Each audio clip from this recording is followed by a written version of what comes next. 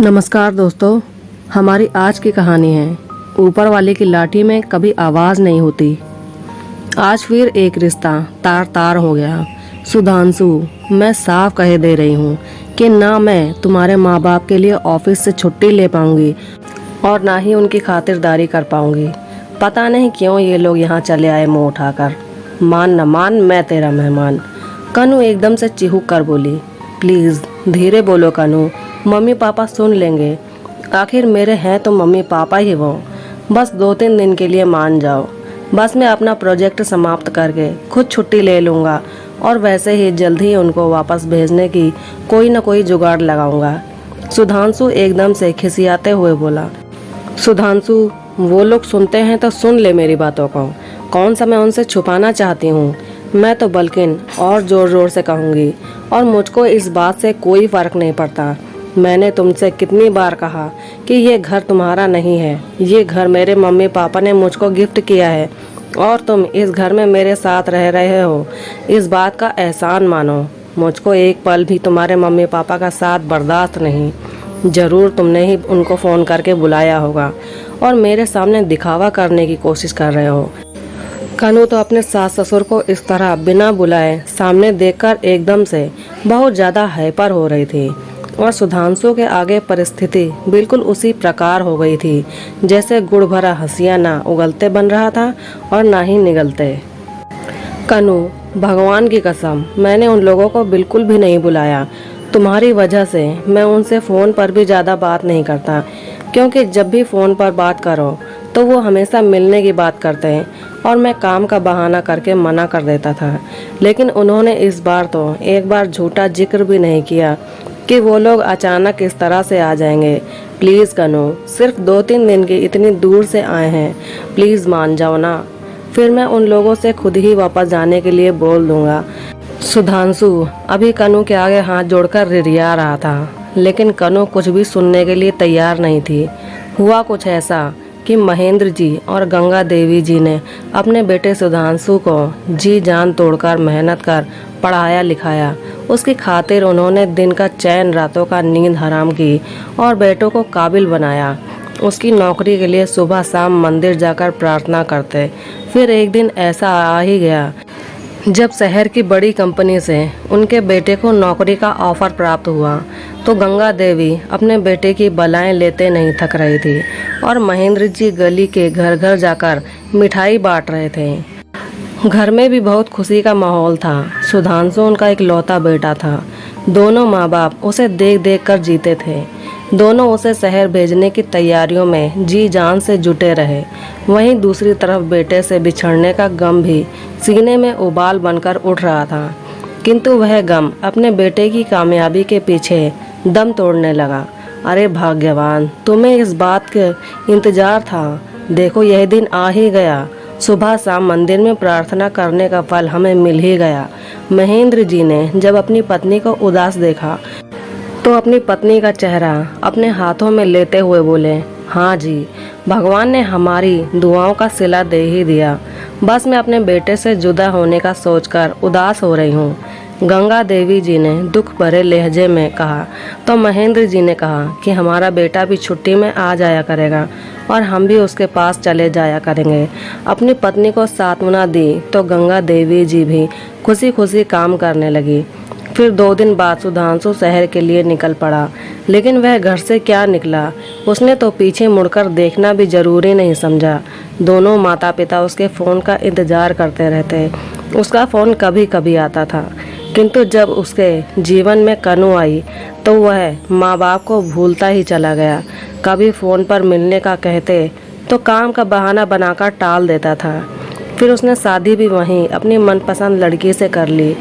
शादी के बाद 1-2 बार तो सुधांशु उन लोगों के पास आया, वो भी तब जब उसे कुछ ज़रूरी कागजात पर माता पिता के साइन चाहिए थे। लेकिन फिर 1.5-2 साल में बिल्कुल ही आना छोड़ दिया। उनके एक छोटा सा बच्चा नव भी था, जो अब 3रे साल में था। अब पोते को देखने की तो मन में और भी हुक उठती। बस इसलिए सुधांशु को बिना बताए दोनों ही लोग ये सोचकर कि शायद बेटे बहू को छुट्टी नहीं मिलती, हम ही लोग उनके पास जाकर मिलाते हैं। लेकिन यहाँ तो माजरा ही कुछ उल्टा था। और ये सुनकर तो सीना ही होंक गया कि बहू बेटे उन लोगों से संपर्क ही रखना नहीं चाहते थे। और उन दोनों की सारी बातें बाहर बरामदे में बैठे महेंद्र जी और गंगा जी को साफ साफ सुनाई पड़ रही थी। जब उन्होंने ये सब बातें सुनी तो उनके पैरों तले जमीन खिसक गई। दोनों माता पिता पर मानो बिजलियों का पहाड़ टूट पड़ा। उनके आंखों से आंसू बहने लगे। उन्हें तो नन्हा सा बेटा नज़रों के सामने आने लगा, जिसे उन्होंने जन्म दिया, पाला पोसा, पढ़ाया लिखाया, काबिल बनाया। फिर जब गंगा जी से बर्दाश्त नहीं हुआ तो वो अंदर आ गईं। सुधांशु बेटा, बस अब बहुत हो गया। तुमको तो बेटा कहते हुए भी शर्म आ रही है। बहू को हम क्या कहें, ये तो तुम ही इतना रंग दिखा रहे हो। हमारी इतनी चिंता करने की कोई ज़रूरत नहीं। तुम हम लोगों को वापस भेजने का क्या जुगाड़ लगाओगे? हम लोग अभी के अभी वापस जा रहे हैं। अभी इतने भी ज़मीन में हाथ नहीं टिके हैं कि बेटा बहू की रोटियां तोड़ेंगे। तुमको इतना परेशान होने की ज़रूरत नहीं।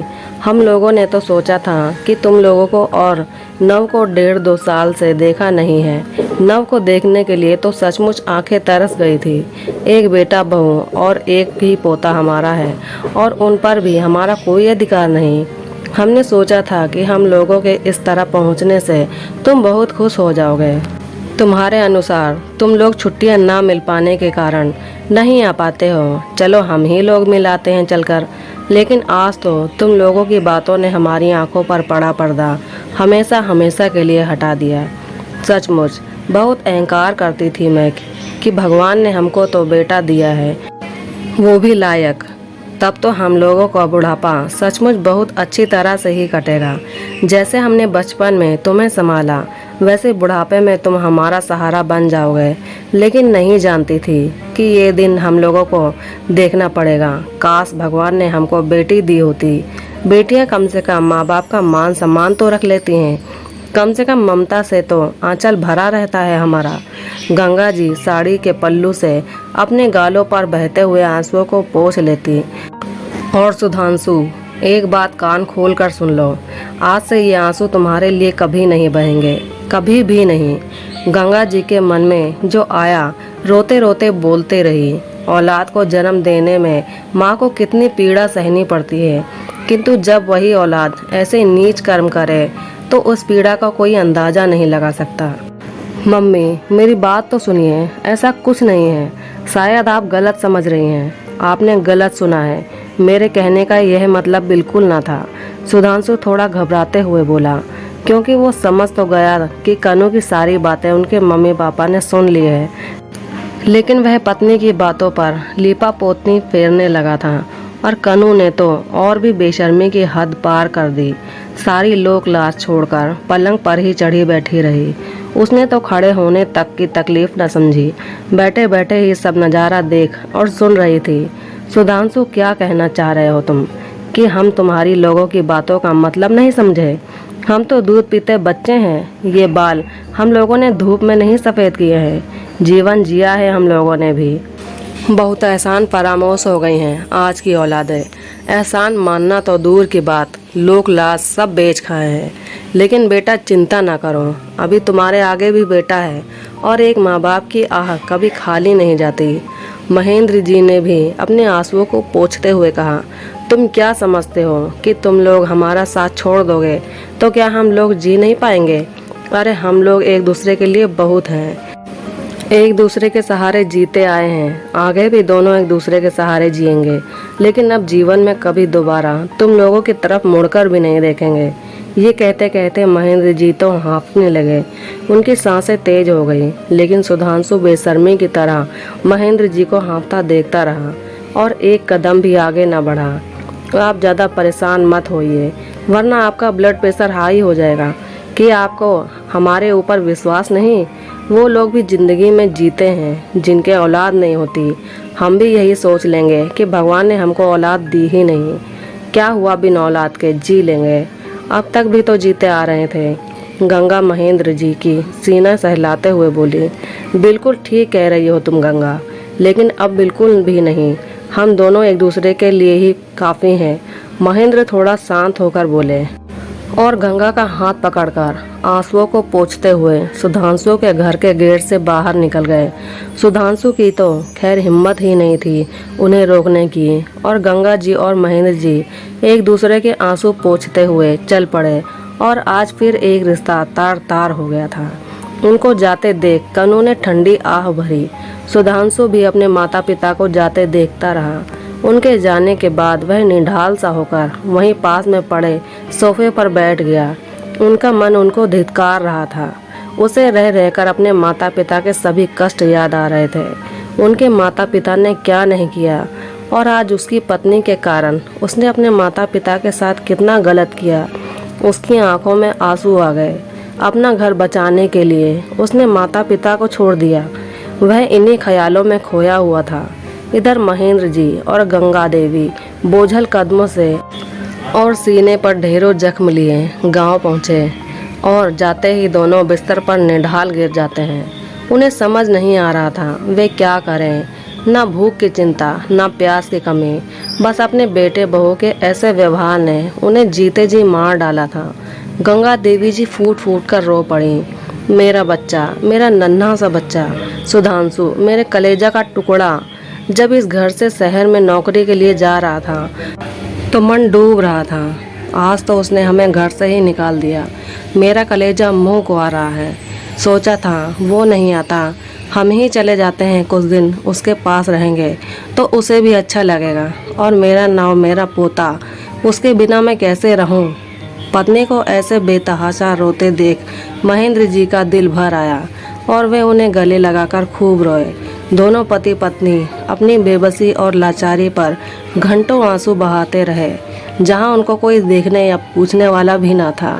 जिस औलाद से उम्मीद लगाई उसने भी उम्मीदों पर पानी फेर डाला। अब किसके सहारे जिए, क्या जिए। महेंद्र जी भी रोते हुए बोलते रहे। जब रोते रोते बहुत देर हो गई तो गंगा देवी जी को अपने पति का ख्याल आया कि वह भूखे हैं। वह खड़ी हुई और किचन में जाकर अपने पति के लिए दाल रोटी बनाकर लाई। दोनों ने मिलकर खाई, और फिर गंगा देवी बोली कि हम लोग अपनी औलाद के गम में मरे जा रहे हैं, और औलाद को खबर तक भी नहीं है। क्या एक माँ बाप को ही औलाद की जुदाई का गम बर्दाश्त करना होता है? क्यों औलाद माता पिता के लिए नहीं तड़पते? क्यों औलाद माँ बाप की जुदाई का गम बर्दाश्त नहीं करते? अभी वो लोग जवान हैं। जब उम्र के इस पड़ाव में कदम रखेंगे जहाँ हम हैं, वहाँ उन्हें भी तड़पना पड़ेगा। उन्हें भी औलाद की जुदाई सहनी पड़ेगी। गांव में ये सब बातें तो गंगा जी बोल रही कि उधर शहर में कनू मन ही मन बड़ी खुश थी। उनको जाते देख कनू ने ठंडी आह भरी, किंतु उसे यह मालूम नहीं था कि उसकी यह ठंडी आह कुछ ही पलों की है, क्योंकि उनका बेटा नव इतने कम समय में ही अपने दादा दादी से खूब हिल मिल गया था। खून का दौर भी मारता है। बच्चा छोटा था, ये तो समझ नहीं पाया कि हुआ क्या है। नव बैठा हुआ अपने टॉयज से खेल रहा था। उनके जाने के थोड़ी देर बाद ही वो खेलते खेलते अचानक घर में अपने दादा दादी को ढूंढते फिरने लगा, और उसे तो बस दादा दादी चाहिए थे। उनके जाने के थोड़ी देर बाद ही वो घर में अपने दादा दादी को ढूंढने फिरते लगा। उसे जब दादा दादी कहीं दिखाई नहीं पड़े तो वह अपनी मम्मी से अपनी तोतली जबान में पूछने लगा, मेरे दादा दादी कहाँ हैं? तो कनू ने, जो अपने सास ससुर के जाने से बड़ी खुश हो रही थी, वह अपने बेटे से खुश होकर कहने लगी, बेटा आपके दादा दादी तो चले गए। चले गए? कहाँ गए मम्मी? बेटा वो वापस गांव में अपने घर चले गए, अब नहीं आएंगे। नव बोला, क्या गांव वापस चले गए? अपने घर चले गए, अब नहीं आएंगे? वो मेरे साथ नहीं रहेंगे अब? मुझे कहानी कौन सुनाएगा? अब मैं किसके साथ खेलूँगा? आपने उन्हें रोका क्यों नहीं? यह सुनकर कि दादा दादी नहीं है, वह रोने लगा, और इतना रोया कि दोनों माँ बाप से चुप न हुआ। उन दोनों ने लाख जतन किए, लेकिन नव किसी भी तरह मानने को तैयार न था। लेकिन कनू यही सोचे जा रही थी कि मैं माँ हूँ, खुद संभाल लूँगी। लेकिन उसकी यह सोच गलत थी। रोते रोते अपने दादा दादी को याद करते करते नव को 2 दिन बीत चुके थे। अब नव की तबीयत खराब हो चुकी थी। उसे देख अब दोनों माता पिता परेशान हो गए थे। जब नव की ज़्यादा तबीयत खराब हो गई तो उसे डॉक्टर के पास ले जाना पड़ा। डॉक्टर के सामने भी उसके मुंह से दादा दादी निकल रहा था, तो डॉक्टर ने सारी बातें जानकर उन्हें सख्त हिदायत दी। घर आने के बाद कनू रोने लगी और पति से कहने लगी, मम्मी पापा को बुला लीजिए, नहीं तो हम अपने बच्चे से हाथ धो बैठेंगे। यह सुनकर सुधांशु गुस्से में आ गया और 2 थप्पड़ खींचकर कनू के मार कर बोला, अब तुम्हें होश आ रहा है? आज तुम्हारा बच्चा इस हाल में है तो तुम कुछ भी करने के लिए तैयार हो। जब मैं तुमसे अपने माता पिता को बस 2 दिन रोकने के लिए भीख मांग रहा था, तब तो तुमने मेरे माँ बाप को बेइज्जत करके घर से निकाल दिया। अब किस मुंह से फ़ोन करूं? जिस तरह से आज तुम्हारे दिल पर बीत रही है, उस दिन उसी तरह से मेरी माँ के दिल पर भी बीत रही थी। तुमने भी तो एक माँ से उसका बच्चा दूर कर दिया। आज जब तुम्हें लग रहा है कि कहीं तुम्हारा बच्चा तुमसे दूर ना हो जाए, तो तुम कुछ भी करने के लिए तैयार हो। कुछ तो शर्म करो तुम कनू, कुछ तो इंसानियत रखो। एक माँ होकर तुम एक माँ का दर्द नहीं समझ सकी। कैसी माँ हो तुम? तुम्हारे पापों की वजह से ही भगवान ने तुम्हें आज यह दिन दिखाया। तुमने अपने साथ साथ मुझे भी पाप का भागीदार बना दिया। मेरा बच्चा इस हालत में आज तुम्हारी वजह से है। अगर मेरे बच्चों को कुछ हो गया तो मैं तुम्हें कभी माफ़ नहीं करूँगा। मैं तुम्हें हमेशा के लिए छोड़कर चला जाऊँगा। फिर रहना इन ईंट पत्थरों की दीवारों में जो तुम्हें इंसानों से ज़्यादा अच्छी लगती हैं। फिर करना इन्हीं दीवारों से बातें। मैं भी देखता हूँ ये तुम्हारा कितना साथ देती हैं। दीवारों से दिल नहीं लगता कनू, इंसानों से दिल लगता है, और इंसानों को ही तुम पसंद नहीं करती हो। 2 थप्पड़ खाकर कनू रोए जा रही थी। उसे अपने आप पर भी शर्म आ रही थी। एक तो उसके बच्चे की ऐसी हालत, ऊपर से सुधांशु भी नाराज हो रहा था। वे सुधांशु के आगे हाथ जोड़ती है, सुधांशु मुझे माफ़ कर दो, मुझसे बहुत बड़ी भूल हुई। कुछ करो सुधांशु, मेरे बच्चे को बचा लो। मैं तुम्हारे हाथ जोड़ती हूँ। मैं आपके बिना मर जाऊंगी। आज मुझे एहसास हो रहा है कि मैंने मम्मी जी के साथ कितना बुरा किया है। एक माँ को उसके बच्चे से अलग कर दिया है। अपने बच्चे से दूर होकर एक माँ के दिल पर क्या गुजरती है, यह मैं आज अच्छी तरह से समझ गई। मुझे उनके पास ले चलो सुधांशु प्लीज़। कनू को इस तरह रोते गिड़गिड़ाते देखकर और अपने बच्चे की ऐसी हालत देखकर सुधांशु का दिल पसीज जाता है और वह कनू को उठाता है, उसके आंसू साफ करता है और बाहर आकर जल्दी से गाड़ी निकालता है और अपने बच्चों को कनू को लेकर गांव पहुंच जाता है। सुधांशु गाड़ी लेकर घर के गेट के अंदर आता है। गाड़ी को एक तरफ खड़ी करके गाड़ी से नव को लेकर बाहर उतरता है और घर के अंदर आ जाता है। पीछे पीछे कनू भी आ जाती है। अपने बेटे को और पोते को देखकर दोनों पति पत्नी हैरान हो जाते हैं। अभी कुछ बोलते एक अनोखा कर अपने सास ससुर के पैरों में पड़ जाती है, रोने लगती है। सास ससुर के कुछ समझ नहीं आ रहा था कि अचानक यह सब क्या हो रहा है। अपने माता पिता को सारी बात बता देता है। माता पिता नव की हालत देखकर सारा गुस्सा भूल जाते हैं। दोनों जल्दी से नव को अपनी गोद में ले लेते हैं। अपने दादा दादी को देखकर नव में उमंग तरंग लौट आई, जैसे उसमें नई जान डाल दी हो। वह अपने दादा दादी को देख देख कर बड़ा खुश हो रहा था और दोनों को बड़ा प्यार कर रहा था। उसकी तबीयत बिल्कुल ठीक हो गई थी। ऐसा लग रहा था कि जैसे कुछ हुआ ही ना हो। अपने बच्चे के खुश देखकर कनू और सुधांशु खुश हो गए। कनू बोली, मम्मी जी, पापा जी, मुझे माफ़ कर दीजिए।